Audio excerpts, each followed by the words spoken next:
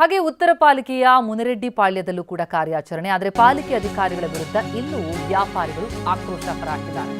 ತೆರವು ಕಾರ್ಯಾಚರಣೆ ವೇಳೆ ಭಾರಿ ಹೈಡ್ರಾಮಾನೆ ನಡೆಯಿತು. ರಸ್ತೆಯಲ್ಲೇ ಕುಳಿತು ಆಕ್ರೋಶ ಹೊರಹಾಕಿದ್ದಾರೆ ಮಹಿಳೆಯರು. ಪಾಲಿಕೆ ಅಧಿಕಾರಿಗಳ ವಿರುದ್ಧ ವ್ಯಾಪಾರಕ್ಕಿಳಿದಂತಹ ಮಹಿಳೆಯರು ಘೋಷಣೆಗಳನ್ನು ಕೂಗಿದ್ದಾರೆ. ತಮ್ಮ ಅಂಗಡಿಗಳನ್ನು ತೆರವು ಮಾಡ್ತಾ ಇರೋದಕ್ಕೆ, ತಮಗಿಲ್ಲಿ ಅವಕಾಶ ಕೊಡದೇ ಇದ್ದಿದ್ದಕ್ಕೆ ಆಕ್ರೋಶ ಹೊರಹಾಕ್ತಿದ್ದಾರೆ.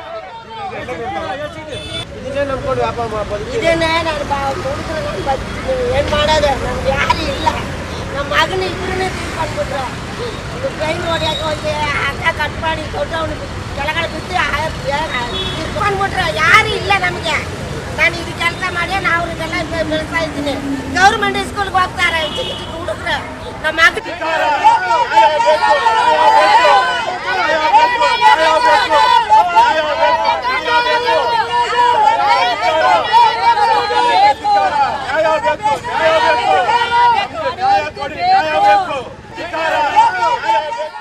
ಸ್ಥಳದ ಸಂಪೂರ್ಣ ಚಿತ್ರಣ ನೀಡಿದ್ದಾರೆ ನಮ್ಮ ಪ್ರತಿನಿಧಿ ಶಿವರಾಜ್. ಗ್ರೌಂಡ್ ರಿಪೋರ್ಟ್ ಇಲ್ಲಿದೆ. ಇವತ್ತಿನಿಂದ ಅದು ತೆರವು ಕಾರ್ಯಾಚರಣೆ ನಡೀತಾ ಇದೆ. ನಾನೀಗ ನಿಮಗೆ ತೋರಿಸ್ತೀನಿ, ಬೆಂಗಳೂರು ಉತ್ತರ ಪಾಲಿಕೆಯಲ್ಲಿರುವಂತಹ ಮುನ್ನಡ್ಡಿಪಾಳ್ಯ, ಈ ಒಂದು ಟಿವಿ ಟವರ್ ಬಳಿ ಬರುವಂತಹ ಈ ಮುನ್ನಡ್ಡಿಪಾಳ್ಯ ಏನಿದೆ, ಸ್ಕೂಲಿಂದ ಹಿಡಿದು ಪೆಟ್ರೋಲ್ ಬಂಕ್ವರೆಗೂ ಎಲ್ಲವನ್ನು ಕೂಡ ಈಗಾಗಲೇ ತೆರವು ಕಾರ್ಯಾಚರಣೆ ಮಾಡಿದರೆ ಈ ಒಂದು ಫುಟ್ಪಾತ್ ಪ್ರತಿನಿತ್ಯ ವ್ಯಾಪಾರಸ್ಥರು ತುಳ್ತಾ ಇತ್ತು.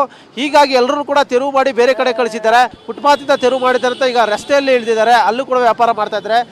ತೆರವು ಮಾಡಿ ಅಂತ ಒಂದು ಟೈಮ್ ಕೊಟ್ಟಿದ್ರು, ಇವತ್ತು ಬಂದು ತೆರವು ಮಾಡಿದ್ದಾರೆ. ನಿಮ್ಗೆ ಏನು ಸಿಬ್ಬಂದಿಗೆ ನೀವು ಏನು ಹೇಳಿದ್ರು ಅವ್ರು ಬಂದು ನಿಮ್ಮ ಹತ್ರ?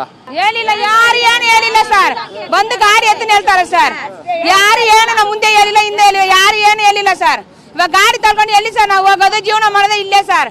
ನಾವು 20-40 ವರ್ಷದಿಂದ ವ್ಯಾಪಾರ ಮಾಡಿ ಇವಾಗ ಹೋಗೋದು ಎಲ್ಲಿ ಸರ್? ಹೋಗೋದು ನಾವು ಎಲ್ಲಿ ಹೋಗೋದು? ವ್ಯಾಪಾರ ಮಾಡಿಬಿಟ್ಬಿಟ್ಟು ಎಲ್ಲಿ ಹೋಗೋದು? ನಮ್ಗೆ ಗೌರ್ಮೆಂಟ್ ಕೆಲಸ ಕೊಡ್ತಾರ? ಅವ್ರು ಗೌರ್ಮೆಂಟ್ ಕೆಲಸ ಕೊಡ್ತಾರ? ಆ ಕಾಲ 45 ವರ್ಷ ಆಯ್ತು ನಾನು ಬಂದು ಇಲ್ಲಿ.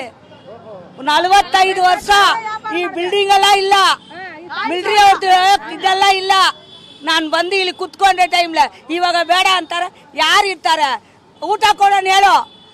10,000 ಆಯ್ತದ ಮಾತ್ರ ಇಸ್ಕೊಂಡು ಬರಕ್ಕೆ. ನನ್ಗೆ ಕೊಡು, ನೀನು ಕೊಡು ನನಗೆ. ಇವಾಗ ಬೇಡ ಅಂತೀಯಲ್ಲ, ಇವಾಗ ಕೊಡೋ ನನ್ಗೆ ಮಾತ್ರಿಕೆ. ಫುಟ್ಪಾತ್ ಅಲ್ಲಿ ಬೇಡ, ಬೇರೆ ಕಡೆ ಮಾಡಿ, ನಿಮ್ಮ ಅಂಗಡಿಗಳು ಇಟ್ಕೊಂಡು ಮಾಡಿ ಅಂತ ಹೇಳ್ತೀನಿ. ಅಂಗಡಿಯಲ್ಲಿ ಆಯ್ತಪ್ಪ, ಅಲ್ಲಿ ಅಂಗಡಿಯಲ್ಲಿ ಆಯ್ತಾ? ಅಂಗಡಿಯಲ್ಲಿ ಆಯ್ತಾ? ಐರಪ್ಪ ಅಂಗಡಿಗೆ 2 ಲಕ್ಷ ಅಪ್ಪ. ನಾನು ಹೇಳೋದು ಅಂಗಡಿ ನೀನೇ ಇಸ್ಕೊಡು, ನೀನೇ ಬಾಡಿಗೆ ಕಟ್ಟು, ನಾನು ಮಾಡ್ತೀನಿ. ಈ ಕಡೆ ಜಾಗನೇ ಸಾಕು ನಮ್ಗೆ, ಬೇರೆ ಕಡೆ ಏನು ಜಾಗನೇ ಬೇಡ ನಮ್ಗೆ.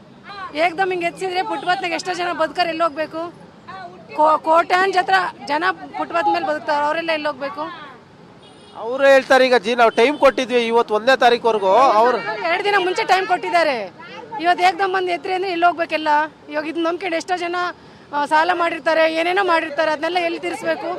ಇವರು ಬಡವರು, ಇವರು ಸಾಲ ತಗೊಳ್ಳಿದ್ದಾರೆ, ಬಡ್ಡಿ ಕಟ್ತಾ ಇದ್ದಾರೆ. ನಮ್ಮಂಥವ್ರ ಅಂಗಡಿಗೆ ಒಡವೆ ಮಾಡಕ್ತಾರೆ, ಬಡ್ಡಿ ಕಟ್ತಾರೆ. ಇವರು ಏನು ಅಫೀಮು, ಗಾಂಜಾ, ಲಿಕ್ಕರು, ಡ್ರಗ್ಸು ಏನು ಮಾರ್ತಾ ಇಲ್ಲ. ಇವರು ಅಂತವ್ರು ಇರೋದಕ್ಕೆ ಬೇರೆ ಅಂಗಡಿಯಿಂದ 2 ರೂಪಾಯಿ ಕಡಿಮೆ ಕೊಡ್ತಾರೆ. ನಾವು ಇಲ್ಲಿ ಹುಟ್ಟಿ ಬೆಳೆದಿರೋದು, ನಾನು ಒಂದು 55 ಇಯರ್ಸ್ ಆಗಿ ನಾನು ಚಿಕ್ಕ ಮಕ್ಕಳಿಂದ ನೋಡ್ತಾ ಇದ್ದೀನಿ. ಇವರಿಂದ ಯಾರಿಗೂ ತೊಂದರೆ ಕೊಟ್ಟಿಲ್ಲ. ಹಣ್ಣು ವ್ಯಾಪಾರ ಮಾಡ್ತೀವಿ, ಇಲ್ಲೇ 20 ವರ್ಷ ಆಯ್ತು ಸರ್. ಇಲ್ಲೇ ಇದ್ದೀವಿ, 3 ಮಕ್ಕಳೈತೆ. ನಾವು ಸಾಲ ತಗೊಂಡಿದ್ವಿ, ನಂಬ್ಕೊಂಬಿಟ್ಟು ಎಷ್ಟು ಸಾಲ ತಗೊಂಡಿದ್ರಿ? 30 ಲಕ್ಷ ಸಾಲ ಇದೆ. ಇಲ್ಲಾಂದ್ರೆ ಏನಂದ್ರೆ ಮಾಡ್ಕೊಂಡ್ರೆ ಏನು ಮಾಡ್ತೀರಾ ಹೇಳಿ? ಅಷ್ಟು ಕಷ್ಟ ಐತೆ, ಏನು ಕಣ್ಣಲ್ಲಿ ನೀರು ಬರುತ್ತೆ, ಅಷ್ಟು ಕಷ್ಟ ಇದೆ. ನಾವು ಎಲ್ಲಿ ಹೋಗ್ಬೇಕು ಹೇಳಿ ನೀವೇ? ಕ್ಯಾಮ್ರಾ ಪರ್ಸನ್ ಗಿರೀಶ್ ಜೊತೆ ಶಿವರಾಜ್ ಕುಮಾರ್, TV9 ಬೆಂಗಳೂರು.